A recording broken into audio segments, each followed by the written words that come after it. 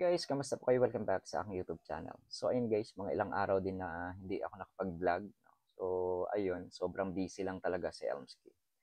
So ayun guys, may panibagong impeachment complaint na naman laban kay Vice President Sara Duterte. Pangatlong impeachment complaint na ipinail ng samahan ng mga paring Katoliko. No? So kung matatandaan natin na unang nag-file ang samahan ng iba't ibang grupo, Liberal, Magdalo, at Akbayan. So, pangalawa ang Makabayan Black. At pangatlo nga itong samahan ng mga paring Katoliko. No? So, ayun, hingga natin yung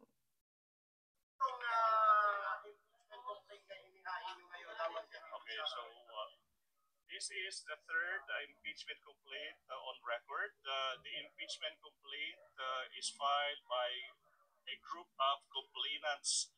We have priests from the Diocese of Novaliches. We have priests from the Order of Carmelites.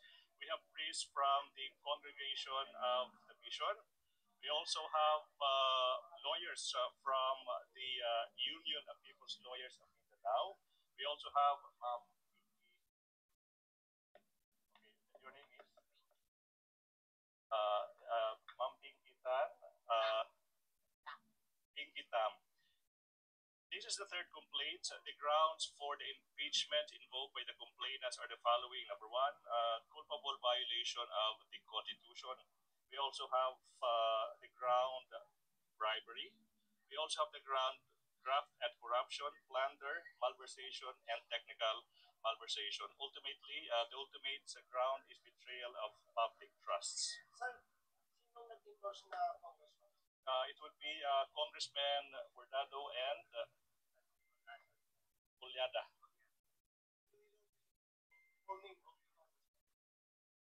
So we have the endorsement of Representative Gabriel Bordado Jr. of the 3rd District of Camarines Sur and Representative Lex Anthony Chris Culiada, a party list representative. Okay, so as to that, I think we leave that to the complainants and the congressman, but the fact is we have these two endorsements. So the impeachment complaint is based on how the Vice President of the Republic of the Philippines illegally disbursed confidential funds entrusted by the Republic to her.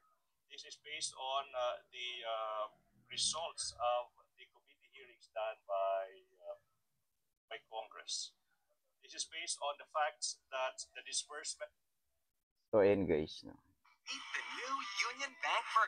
So ayun guys, yun yung nag-endorse ng pangatlong impeachment complaint dito sa samahan ng mga paring Katoliko. No? So ayun, sana nga mai-push na itong impeachment. No? Tatlong impeachment na nakasala ngayon, naka-file na, no? Para dito, para ma-impeach nga itong si Vice President Sara Duterte. No? Yun nga, pati nga mga paring Katoliko, no? So nakialam na dito, no? Sa anomalya na nangyayari sa pamumuno ni Vice President Sara Duterte. No? So ako talagang pabor na pabor ako dyan na ma-impeach itong si Sara Duterte. No? So ikaw, pabor ka ba na ma-impeach itong si Sara Duterte? So ayun guys, kasi yung iba nangangamba, no, na baka nga hindi maano sa Senado kasi nga kailangan ng 16 votes, no, para ma-impeach itong si Sara Duterte. No? So pero yun nga, kasi nga napakarami pong mga kaalyado diyan si Duterte, no, na talaga namang hindi papabor dito, no, sa impeachment. So yun nga, may mga re-electionist diyan na senador na talagang na pwedeng ano natin, no, mag-no vote tayo diyan sa mga senador na yan sa darating na election, di ba? So kilalang kilala na natin yan kung sino-sino yung mga kaalyado ni Duterte diyan sa Senado, no? So ang kailangan natin maipasok, no? So yan, marami po tayong pwedeng maipasok na matino, na maayos, na alam natin na may magagawa no, sa Senado, no, pag sila yung mahalal bilang senador, no. Nandiyan si unang-una si Kiko Pangilinan, si Bam Aquino, no. Nandiyan si Sir Duke Espiritu, nandiyan si Franz Castro, nandyan si Ludi de Guzman at marami pang iba na matitino na alam natin na mamuno talaga ng maayos, no? So, ayun, para makakuha tayo ng 16 votes, no, sa impeachment para ma-impeach talaga itong si Vice President Sara Duterte. Kasi kitang-kita naman talaga na sobrang maanomalya, no, yung pamumuno nitong si Sara Duterte, no. Kaya yun nga, kahit ganun pa man, ipinagtatanggol pa rin yan ng mga DDS, no. Yun. So, yun nga. Tsaka may gaganapin tayo na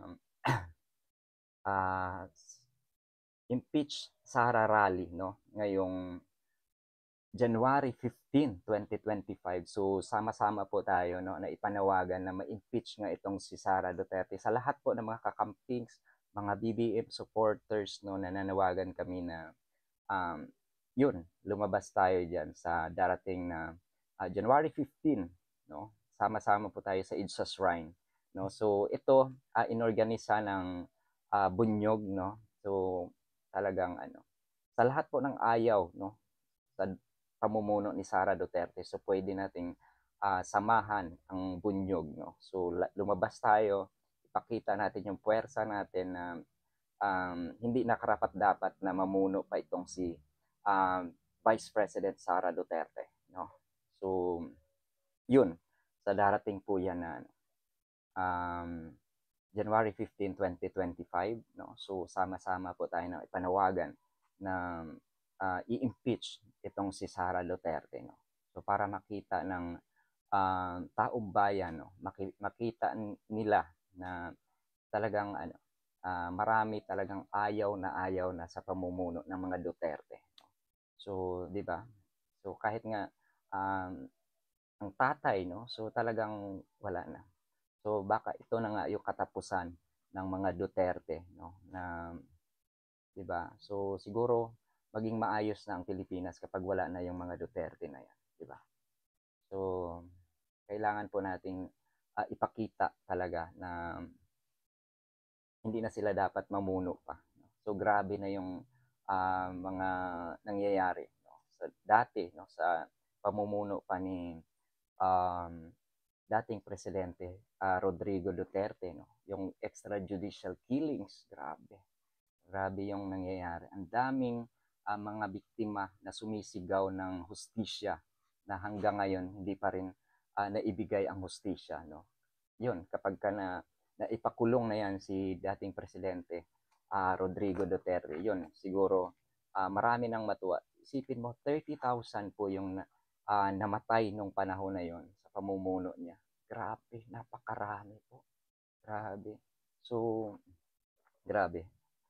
Kaya, yun, impeach Sara, no? Tsaka itong, yun nga, halos napakaano ng mga Duterte talaga ngayon, no? Patong-patong na kaso yung kakaharapin nila. So, sana may na yan, ma-file na yung mga cases, no, laban dito sa mga Duterte, no. Sa kay dating Pangulong Rodrigo Duterte, no, sana may na ng ICC, no, pasok na talaga yung ICC at mabigyan na ng hustisya itong mga biktima ng extrajudicial killings. Grabe. So, yun nga. Guys, huwag kalimutan, January 15, 2025, sama-sama po tayo sa EDSA Shrine. Ipakita po natin yung pwersa natin na sukang-suka na tayo dyan sa mga Duterte, no? Diba? So, yun. Kita-kita tayo. Diba? So, yun lang guys. Thank you so much for watching. Ingat-ingat po ang lahat. Bye-bye. God bless.